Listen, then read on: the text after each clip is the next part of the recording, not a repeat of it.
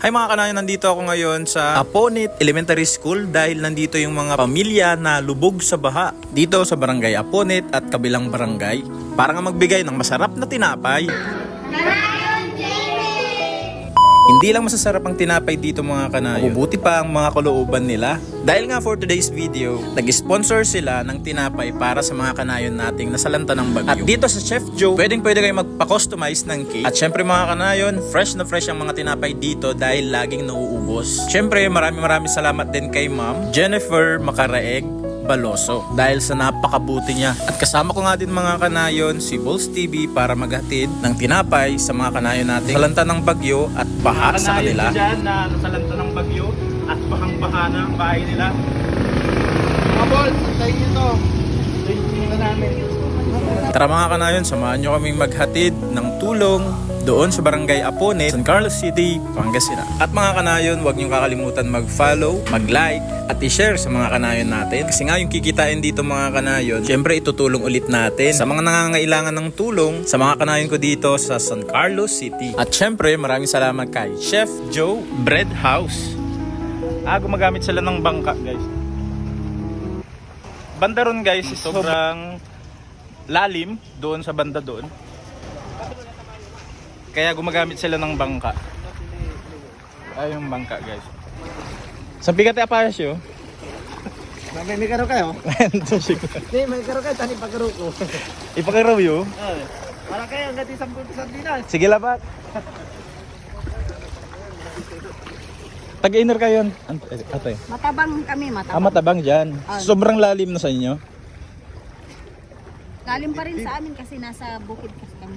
Saan kayo naka-ano ngayon? Sa school po. Ay, sa school. So, school nga talaga. Antayin nyo kami doon. So, antayin nyo kami doon kasi magbibigay kami ng tinapay. Makikita nyo dito mga kanayon, nag-rescue sila. Ayan, so gamit ang bangka.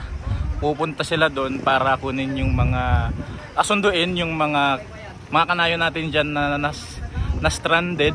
Dahil so, hanggang dito sa dibdib yung tubig guys. So, ingat-ingat tayo. May bayad yan.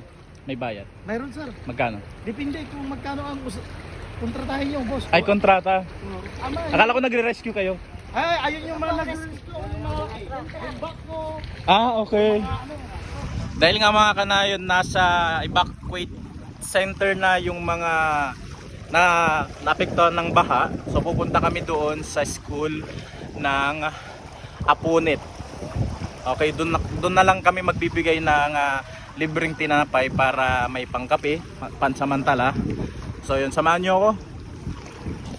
Ay mga kanayon, nandito ako ngayon sa Aponit Elementary School at magbibigay tayo dito ng tinapay para sa mga nasalanta ng bagyo dahil yung mga taga-barangay Tamayo and Salinap dito sila pumunta. Tara, bigay na natin. Kasama ko nga mga kanayon si Kagawad. Anong pangalan mo? Kagawad Yolanda Sangiga. Si Kagawad Yolanda. So nandito ako ngayon sa elementary school ng Aponit. So ilan po yung yung nakalikas po dito?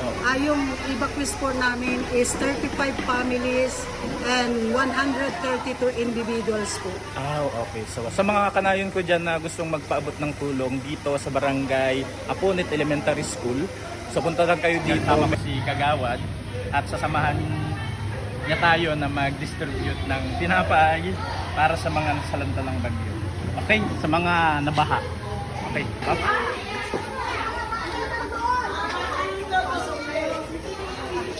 Yung mga bata doon, yung mga natatanda dito tayo. Nandito na pula.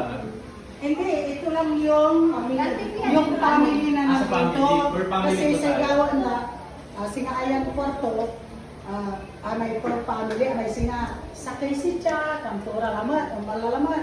Si kayo, pwede magkwarto yun, ala kami doon. Tinapay para po sa inyo.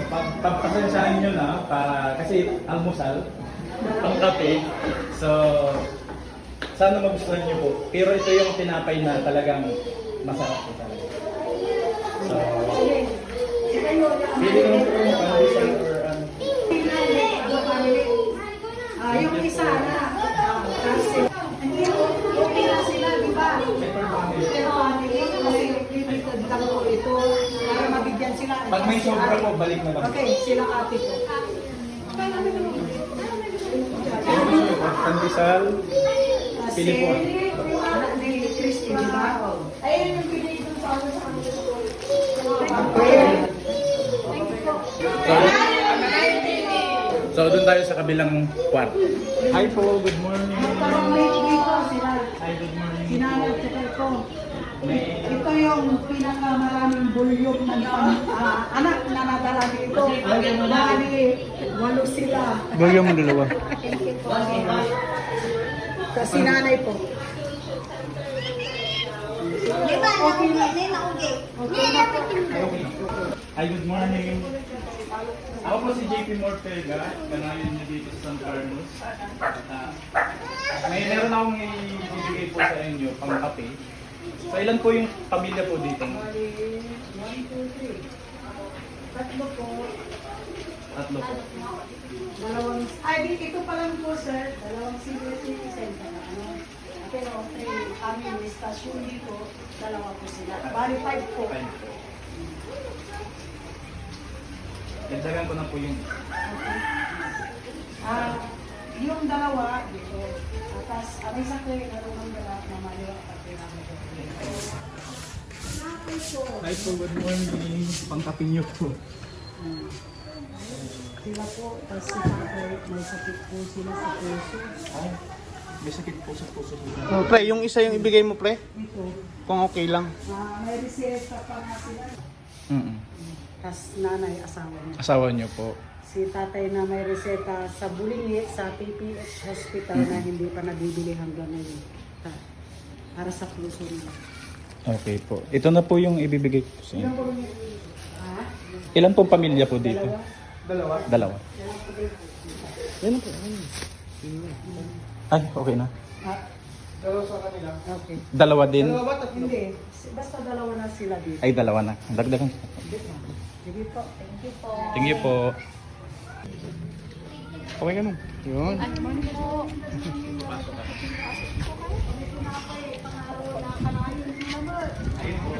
JP Mortega. Lang po, JP Mortega. Kanayon nyo. Kanayon ng So, bayan. ito po akong ibibigay po sa inyo para kahit papaano meron pang kape. Ilan po yung pamilya po? Limang family po dito. JP Martiga Kanayon! Thank you po. Thank you po.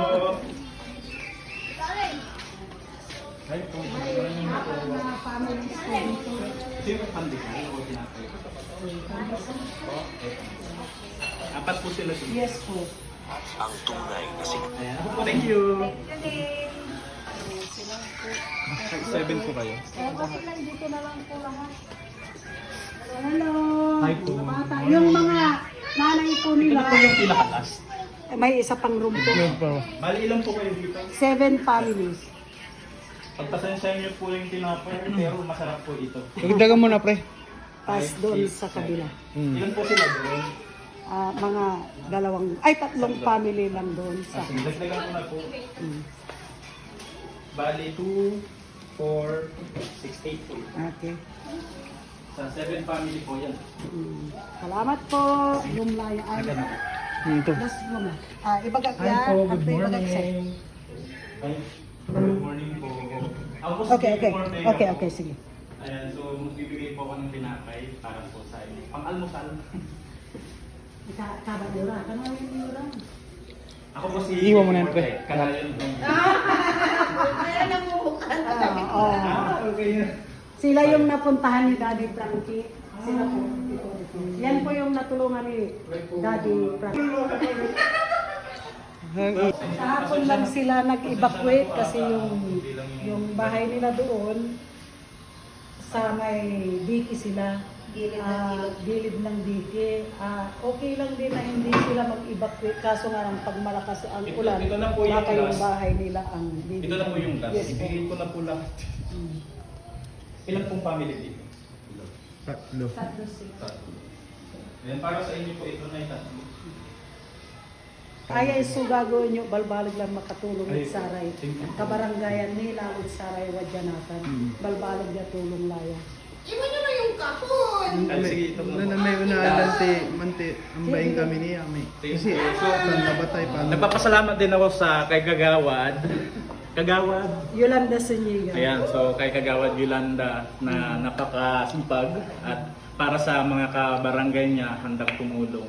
At tinulungan din tayo guys para maghatid ng konting tulong dito sa school na Apunit Elementary School. Thank you so much Thank sa you mga po. kanayon ko dyan. Don't forget Thank to you follow, like, and share. Bye-bye! Thank you po. Magaling po kayo.